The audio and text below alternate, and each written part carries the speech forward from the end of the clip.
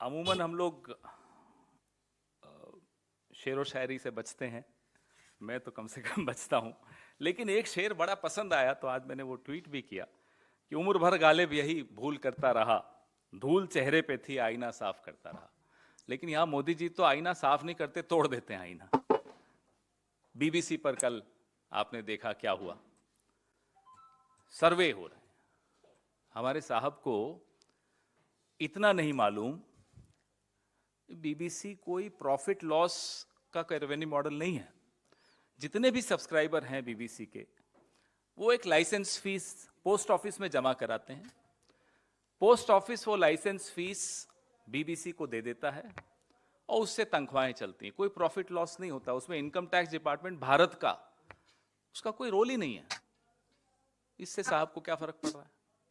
उन्हें तथ्यों से कोई मतलब नहीं। साहब के अतीत पे कोई प्रकाश डाल दे या कोई अतीत को सामने खंगाल कर ले आए तो वो उस आदमी का, उस मीडिया हाउस का भविष्य बर्बाद कर देंगे। ये है इनकी असलियत। यही बीबीसी 2014 से पहले तो साहब उसके बारे में भाषण दिया करते थे कि साहब हम तो भरोसा ही बीबीसी पर करते हैं। आज क्या हुआ? तो खुद इतिहास खंगाल खंगाल करके सरनेम पे चले जाएंगे कि गांधी हो या नेहरू हो, और इनकी पार्टी और इनकी विचारधारा हजारों साल पुराना इतिहास सबको याद दिलाती रहेगी। अरे साहब आपके साथ ये बुरा हुआ। 20 साल पुराना इतिहास अगर बीबीसी ने निकाल दिया तो आपको क्या परेशानी हो गई? G20 पे जो हमें रोटेशनल प्रेसिडेंटशिप मिली, चेयरमैनशिप मिल रही है हिंदुस्तान को, सबके लिए गर्व का विषय है। मदर ऑफ डेमोक्रेसी इंडिया, बिल्कुल है मदर ऑफ डेमोक्रेसी इंडिया। लेकिन इंडिया का जो प्रधानमंत्री है वो फादर ऑफ हिपोक्रेसी क्यों बना हुआ है? जब मदर ऑफ डेमोक्रेसी है तो विश्व में आप क्या छवि बना रहे हो? इस तरह से रेड्स डालकर, इस तरह से इनकम टैक्स की टीम भेजकर बीबीसी पर क्या मिल जाएगा आपको? क्या छवि बहुत निखर जाएगी आपकी? आप सबको मालूम होगा, क्योंकि आप सबसे वाबस्ता है, आप से रिलेटेड है ये बात, कि वर्ल्ड प्रेस फ्रीडम इंडेक्स में 2021 में हम 142वें रैंक पर थे, 2022 में हम 150वें रैंक पर चले गए। हमारे पड़ोसी देश हमसे बेहतर हो गए। तो कल जो इन्होंने बीबीसी के साथ किया, आपको क्या लगता है कि हम वर्ल्ड प्रेस फ्रीडम इंडेक्स में और बढ़ जाएंगे? इसमें हमारा रैंकिंग सुधर जाएगी? आज कह रहे हैं साहब विदेशी साजिश हो गई। दैनिक भास्कर ने क्या कर दिया था जब उन पर रेड हुई थी? वो भी विदेशी साजिश थी। न्यूज क्लिक क्या विदेशी साजिश का हिस्सा था? न्यूज लॉन्ड्री क्या विदेशी साजिश का हिस्सा था? पहले एक चैनल पे रेड डालते हैं, फिर उनका दोस्त वो चैनल खरीद लेता है। ये कौन सी साजिश है? ये कौन सा टूल किट है? मैं नाम ले लेता हूं, कई बार नहीं लेता। आप समझते हैं मैं किस चैनल की बात कर। ऐसे कई उदाहरण आपको मिल जाएंगे जिसमें पहले रेड होती है, वो मीडिया हाउस हो, वो कोई पोर्ट हो, वो कोई एयरपोर्ट हो। पहले एजेंसी जाएगी साहब की, पायलट एस्कॉर्ट होता है ना, वीआईपी जब सड़क पर चलते हैं तो ये मोदी साहब का पायलट एस्कॉर्ट है। मोदी साहब का नहीं, अदानी जी का पायलट एस्कॉर्ट है। पहले जाती एजेंसी, फिर जाते हैं अदानी जी। हो गया काम। तो मीडिया के साथ भी वही हो रहा है, जो पारादीप पोर्ट के साथ हुआ या जो मुंबई हवाई अड्डे के साथ हुआ। लगातार इनका ये एक टूल किट जिसको हम कहते हैं। मैं आपको और भी उदाहरण दूंगा। जो पहले इनकी पायलट गई, फिर ये खुद गए, इनके दोस्त गए। Ambuja cement, ACC, UltraTech cement पहले छापा, फिर दोस्त। कितना अच्छा मॉडल है देखिए। एनडीटीवी, क्विंट, कहां इन्होंने ऐसा नहीं किया? मुझे बताइए। तो अब जो इन्होंने कल किया है, हमें चिंता देश की छवि की है। पहले आपने फिल्म पे बैन लगाया कि यहां स्ट्रीमिंग नहीं हो सकती, अब पता नहीं हिंडलबर्ग का दिल्ली में ऑफिस है, इंडिया में कहीं है या नहीं, होता तो अब तक एजेंसीज पहुंच चुकी होती। अब पता नहीं कोशिश कर रहे होंगे कैसे उन देशों में जाकर अपनी एजेंसी को भेजें। मुझे लगता है इनको ईडी, सीबीआई, इनकम टैक्स का अब अलग अलग देशों में एक फ्रंटल ऑर्गेनाइजेशन तो इनकी बनी गई है, अलग अलग देशों में इनकी शाखाएं बना देनी चाहिए। जैसे आरएसएस की शाखाएं होती ना, वैसे ईडी की शाखा अमेरिका में, इंग्लैंड में, शायद फिर हिंडलबर्ग जैसे लोगों को भी चुप करा सके। मजाक बना दिया है देश का। He is made a mockery of this country. We are not a banana republic and we'll never be. लेकिन आप जो इस देश में कर रहे हैं, फिलिप कॉटलर अवार्ड न पहले सुना न बाद में सुना, पूरा तंत्र जागृत हो गया, अरे साहब मोदी जी को जय जयकार हो गई, फिलिप कॉटलर अवार्ड मिल गया। तब विदेशी साजिश नहीं होती। ऐसी ऐसी अखबारें जिनका कभी नाम नहीं सुना विदेशों में, कहीं उन्होंने पेज 1 पे छाप दिया कि मोदी जी महान है, तो मोदी जी बस उसी को लेकर पूरे देश में डिबेट्स हो रही होती हैं। विश्व गुरु, जो अब तक तो देश के मीडिया को काबू करता था, विदेश के मीडिया पर भी रेड डालता है। विश्व गुरु ऐसे बनते हैं विश्व गुरु, पूरे विश्व के मीडिया पर रेड डालेगा ऐसा विश्व गुरु हमारा। मजाक बना दिया, हंस रहे हैं लोग हम पर। और दुख होता है कि जब भारत जैसे देश के प्रधानमंत्री की हंसी उड़ती है इस तरह से। अफसोस होता है, भले विपक्ष में हो हम, प्रधानमंत्री प्रधानमंत्री होता है, अपनी हंसी खुद उड़वाए जा रहे हैं। मुझे याद आया, लंदन में ही एक नजारा, मैदाम त्यूसाथ म्यूजियम में इनकी मोम की एक छवि बनी मोदी जी की।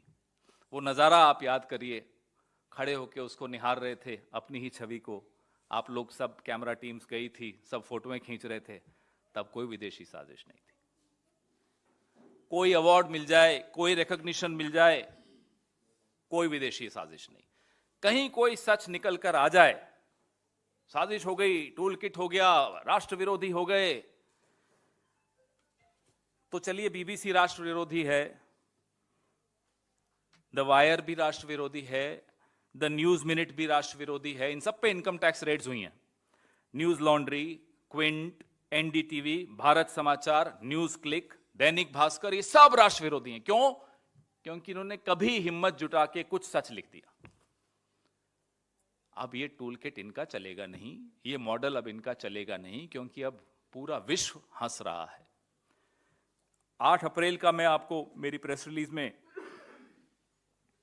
लिख रहा हूं कि डीडी, आकाशवाणी, इस सब पर तो हम भरोसा ही नहीं करते, हमें तो बीबीसी पर भरोसा है। कहां हो, क्या हो गया साहब? अब बीबीसी पे भरोसा क्यों नहीं है? सत्ता में आते ही भाषा बदल दी।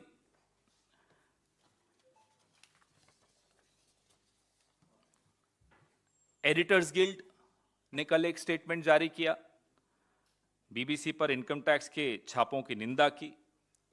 कांग्रेस पार्टी उस स्टेटमेंट का समर्थन करती है, स्वागत करती है, और लोकतंत्र के चौथे स्तंभ को जो सत्ता का हथौड़ा बार बार मारा जा रहा है, हम उसका खुलकर, डटकर विरोध करते रहेंगे। स्टार्टअप इंडिया तक तो ठीक है, लेकिन ये शटअप इंडिया तो हम नहीं होने देंगे।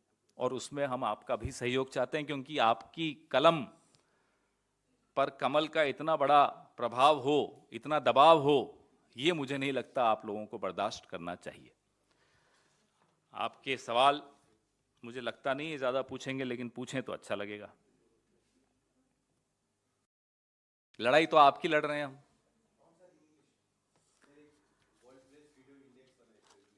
Okay, sure. What happened yesterday at the premises of the BBC in India comes as a shock to all of us, because it ruins the image of India in the world. The Prime Minister, who celebrates little known awards, I'll give you an example, Philip Kotler Award, never heard before, never heard after. He craves for endorsements from foreign countries. But if a foreign publication, a foreign media house exposes his own past, he first bans that documentary, then goes about unleashing his agencies on these organizations. In this case, it's the BBC. Calls them part of a conspiracy hatched abroad against him. He doesn't realize there have been prime ministers before him. There will definitely be prime ministers after him. And if BBC is a part of a foreign conspiracy, why did you raid Dainik Bhaskar, NewsClick, News Laundry, NDTV, The Wire, The Quint? The list is endless. Were they all part of a foreign conspiracy? And if everybody is a part of a foreign conspiracy, where is your foreign policy? Is your foreign policy so weak that anybody can conspire against the mother of democracy called India? Yes, India is the mother of democracy, but unfortunately, India's prime minister is the father of hypocrisy, which came out very clearly yesterday. In the World Press Freedom Index, India was 142 in 2021, and in 2022, India slipped down to 150. I don't know what will happen in 2023 after what happened yesterday at the BBC. And this is the toolkit of Mr. Narendra Modi. Whether it's a business house, whether it's a port, whether it's an airport, whether it's a media house, his pilot team will go first, which will be an agency. Then his friend will come, Mr. Adani, will take over like it happened in many ports and airports, and in some cases also in some media houses. This toolkit stands exposed. Unfortunately for Mr. Modi, Mr. Adani can't take over the BBC. Well, to the best of my knowledge, he can't. Mr. Modi doesn't even understand the BBC's revenue model. It's not a profit and loss kind of a revenue model. The BBC works on the license fees which every subscriber pays to a post office in United Kingdom. That money is handed over by the post office to the BBC to run its day-to-day expenses. They do not depend on advertisements, first of all. Where is the Indian Income Tax Department? How does it come into the picture? I don't understand. I'm sure even Modi ji doesn't understand. He doesn't need to understand. He just needs to unleash his agencies on these media houses because they have dared to talk about his own past. So if anybody talks about Mr. Modi's past, that media house, its present and its future will be destroyed by Mr. Modi's agencies, his frontal organizations. Unfortunately for Mr. Modi, Hindenburg doesn't have an office in India to the best of my knowledge. Perhaps Mr. Modi should consider opening branches of ED, IT and SFIO and CBI to all the countries so that Hindenburgs can be shut up. The Congress party supports the statement of the Editors Guild of India and will not tolerate these brazen attempts to shut independent media voices in India. Your questions, please.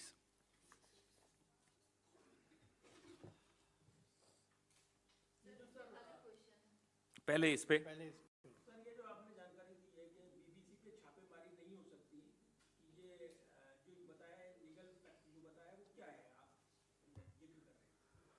मैं फिर से दोहराता हूं कि BBC का जो revenue model है वो प्रॉफिट और लॉस का रेवेन्यू मॉडल नहीं है, वो विज्ञापनों पर निर्भर नहीं करता। जो भी बीबीसी के सब्सक्राइबर्स होते हैं वो यूनाइटेड किंगडम में पोस्ट ऑफिस में एक सब्सक्रिप्शन फीस या लाइसेंस फीस जमा कराते हैं सालाना। वो पैसा इकट्ठा करके पोस्ट ऑफिस बीबीसी को देता है अपने दिन प्रतिदिन के खर्चे चलाने के लिए। तो जो संस्था विज्ञापनों पर निर्भर नहीं है, जिस संस्था का प्रॉफिट और लॉस का टेम्पलेट नहीं है, उस पे भारत के इनकम टैक्स डिपार्टमेंट की क्या ज्यूरिसडिक्शन बनती है, यह कोई मुझे समझा दे, मोदी जी को समझा दे। बनती ही नहीं है। जब आपकी संस्था विज्ञापनों पर निर्भर नहीं करती, जब आपकी संस्था प्रॉफिट और लॉस के मॉडल पे नहीं चलती, वो सब्सक्राइबर्स की फीस से अपना दिन प्रतिदिन का खर्चा निकालती है, तो भारत के इनकम टैक्स डिपार्टमेंट का क्या मतलब है उससे? सिर्फ डराने का एक तरीका है, इंटिमिडेशन टैक्टिक है ये।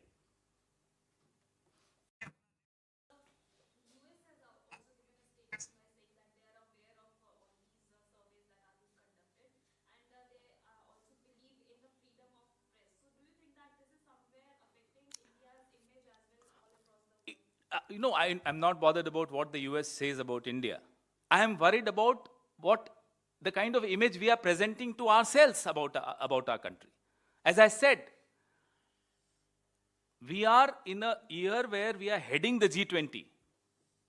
Lots of countries are visiting India, participating in conferences, seminars, roundtables. Mother of democracy has a prime minister who is a grandfather of hypocrisy, not even a father of hypocrisy. So I am not surprised with the response of the US. As I said, in the World Freedom of Press Index, we have already slipped from 142 to 150 in 1 year, 2021 to 2022. How many journalists of our own country have been imprisoned, detained? It's for all of you to cover. It's for all of you to expose. After all, tomorrow it will be your turn. That's my worry. My worry is that democracy in this country as we know it is dying. Not a slow death, but a definite, rapid death.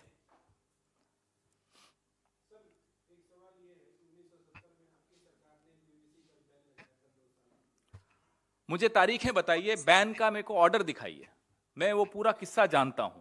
BBC में जो यहां लोग रहे हुए हैं, आज भी हैं, मेरे ही पड़ोस में रहते हैं, मैं उनसे भी जानकारी ली है. एक घोषित आपातकाल में एक फॉर्मेट था, उन्होंने भरने से इनकार किया, उन्होंने कहा हम नहीं भरेंगे और वो चले गए और वो वापस आ गए. कोई बैन नहीं लगाया गया था. ये कोई आपातकाल नहीं है, इसमें कोई फॉर्म भरने को नहीं कहा गया है, किसी की आवाज रोकने के लिए कोई फॉर्मेट नहीं है कि साहब ये ही छाप सकते हो आप, इसके अलावा नहीं छाप सकते, ऐसा कुछ नहीं है ना. या तो घोषित कर देना, कोई तुलना हो ही नहीं सकती. कोई बैन नहीं लगा था.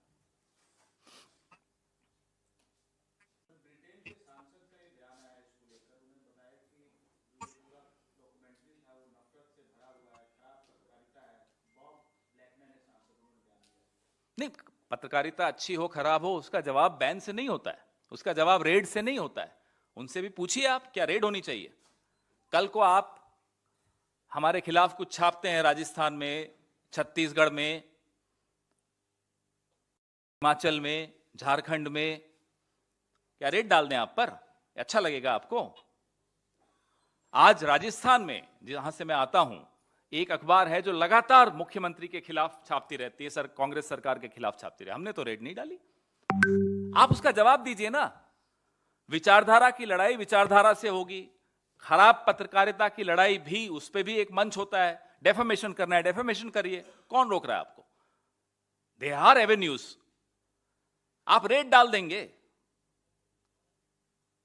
कोई एक उदाहरण हो तो बताएं कि बीबीसी का अकेले का थोड़ा ही है. हमने तो तब भी आवाज उठाई थी जब दैनिक भास्कर ने क्या किया था? लाशों की फोटोज छाप दी थी कोविड में. क्या कोविड में मौतें नहीं हुई? और अगर दैनिक भास्कर ने गलत छापा था तो कर देते डेफेमेशन. कौन रोक रहा है आपको? या आप अपने तथ्य सामने लाते कि नहीं साहब तथ्य गलत है, ये है तथ्य. कौन रोक रहा है आपको? लोकतंत्र में लड़ाई भी अगर आपको मीडिया से लड़नी है तो उसका भी एक तरीका है. हमने भी डेफेमेशंस किए हैं ना पत्रकारों पर, कई बार करना पड़ा क्योंकि गलत था. लेकिन एक स्तर होना चाहिए. एजेंसीज को नहीं हम पीछे छोड़ देते हैं. किसी न्यूज क्लिक पर हुआ 114 घंटे तक का ईडी का छापा, फिर आयकर का छापा. यह तरीका है क्या? This is misuse of your power. सरकार को आप किसी पार्टी को चुनते हैं तो इसलिए नहीं चुनते कि सारी एजेंसीज अब उस पार्टी की गुलाम हो गई. जिसके पीछे चाहे छोड़ दिया, किसी ने मेरे खिलाफ छाप दिया, उसके पीछे ईडी लगा दी, सीबीआई लगा दी. क्या कर रहे हो आप? तो जो ये सांसद बोल रहे हैं उनसे पूछिए, क्या आप भी ऐसा करते हैं? बीबीसी ने इंग्लैंड की सरकार के खिलाफ लगातार स्टोरीज की हैं. उन्होंने तो रेड्स नहीं डाली. या तो उनको कहते हैं कि जब भी उनको अपना मीडिया को काबू करना है, मोदी साहब को फोन कर दे, साहब अपना इनकम टैक्स यहां भी भेज दो. कमाल है, कोई गुरिल्ला आर्मी बना रखी है हमने.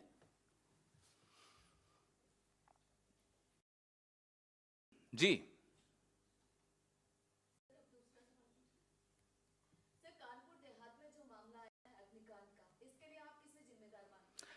एक संवेदनहीन सरकार, लगातार ऐसे किस्से आपको उत्तर प्रदेश से अलग अलग कोनों से सुनाई देते हैं। जब किसी एक कौम के साथ होता है तो तालियां बजाते हैं कुछ लोग यहां दिल्ली में बैठकर। अब मेजॉरिटी कम्युनिटी के साथ भी होने लगा। अब चुप है, सन्नाटा है। अब भी बोलें, तालियां बजाएं कि अरे वाह योगी जी वाह। एक ऐसी सरकार जो संविधान की शपथ लेकर बनी है लेकिन संविधान की धज्जियां रोज उड़ाती है, एक ऐसी सरकार जिम्मेदार है उसके लिए।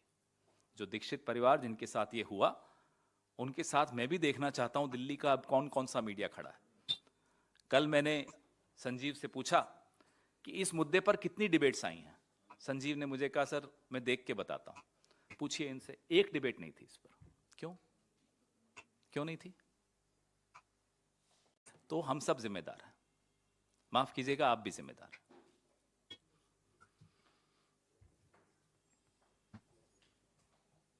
जी,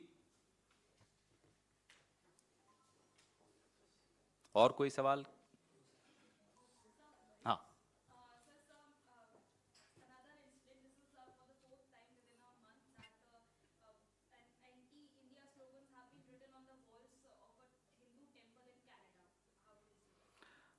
well, I hope our foreign minister, who is also a very distinguished foreign services officer at one point in his career, realizes what his job is, realizes that this is the way our country's interests are being undermined in friendly countries. Where is he? Why is the government sleeping? I want to understand. एक सवाल मेरे को किसी ने message पे भेजा है, कमाल है जी। एनीथिंग, तब तक मैं उनसे पूछ लूं कि आ रहे हैं तो वो ही पूछ लेंगे।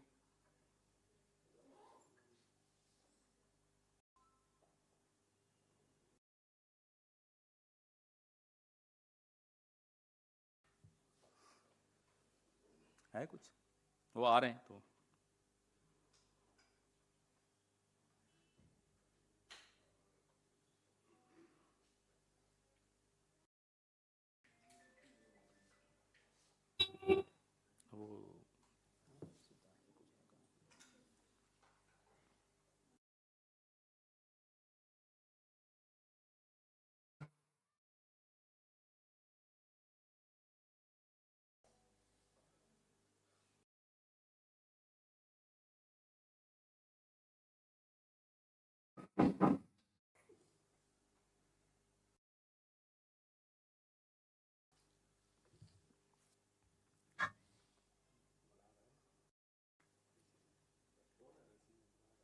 पूछ रहे हैं। ए नहीं का वो एक सवाल था तो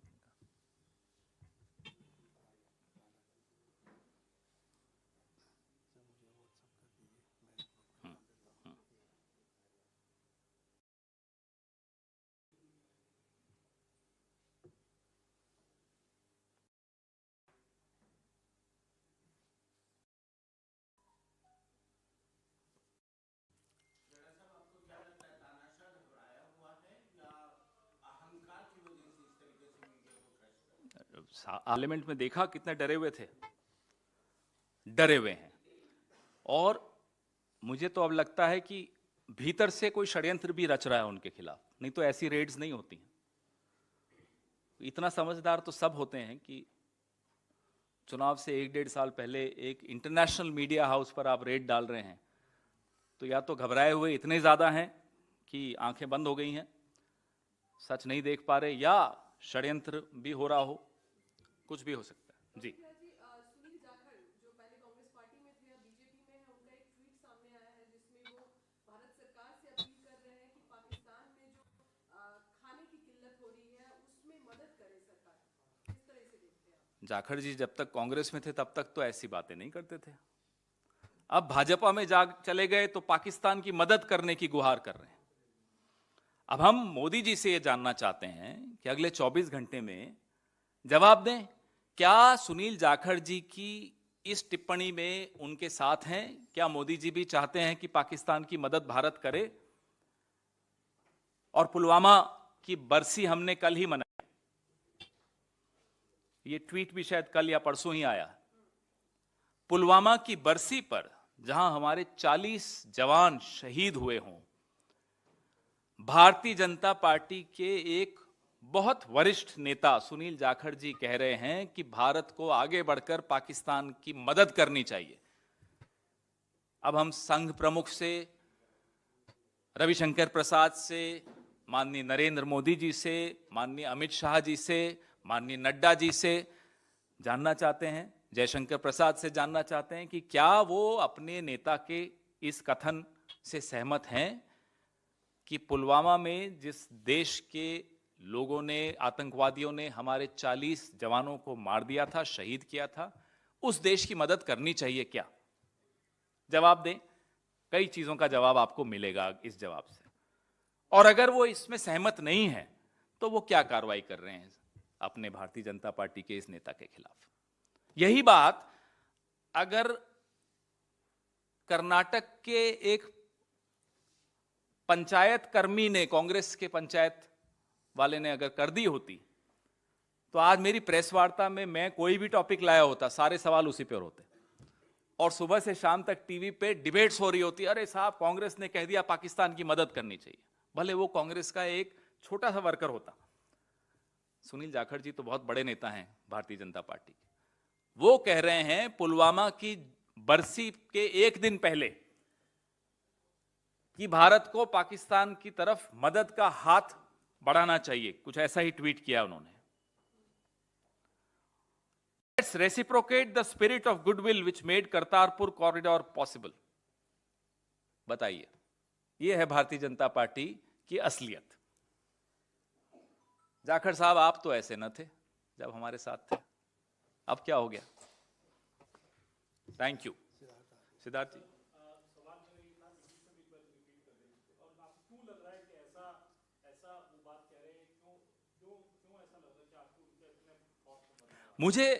मैं सुनील जाखड़ जी को बहुत सालों से जानता हूं, बड़े समझदार, बुद्धिमान व्यक्ति हैं, पढ़े लिखे व्यक्ति हैं, बहुत पढ़ते हैं।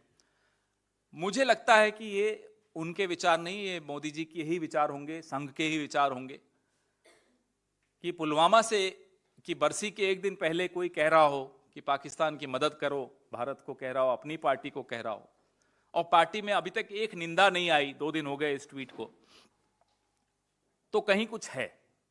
अब आप लोगों के माध्यम से हम मोदी जी से भी जानना चाहते हैं कि क्या वो सहमत हैं इस बात से। अगले 24 घंटे में जवाब दें या कोई कार्रवाई करें, मालूम तो पड़ेगा। Thank you. ये मैं आपको भेज रहा हूं।